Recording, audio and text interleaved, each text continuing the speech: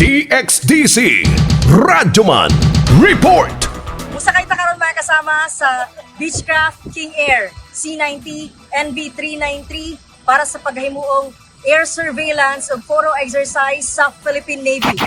Sa pinakaunang higayon sa Eastern Mindanao area dinhi sa Davao Gulf, nahitabo ang kolaborasyon sa Philippine Navy ug Royal Malaysian Navy para sa pagpahugot pa sa teritoryo sa kadagatan. Nisalmot sa maneuvering exercise ang mga barkong panggyera sa Pilipinas, ang PS-17 Andres Bonifacio, PS-37 Artemio Ricarte ug mga Malaysian ships nga KD Sundang 112 ug KD Selangor F-176. Gisukod dinhi karon mga kasama ang ilang kapabilidad ug koordinasyon sa matag maritime scenarios nga ilahang maengkwentro.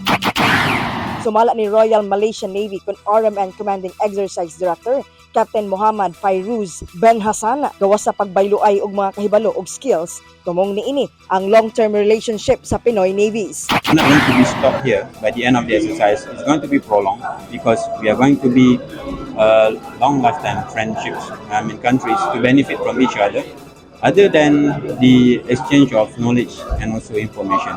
So I believe the people is the core of this exercise. Samtang sigo ni Captain Constancio Arturo Reyes, Naval Forces Eastern Mindanao kun NFEM Deputy Commander, tumong sa kolaborasyon nila sa Malaysian Navy aron na pakusgan ang seguridad kontra sa mga threats sa borders ug uban pang matang sa panghitabo sa kadagatan.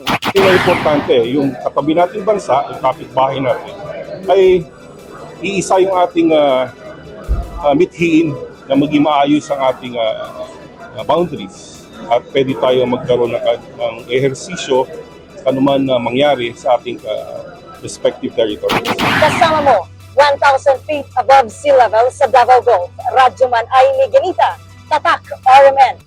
RMN News, Diretso Balitang Metro Davao.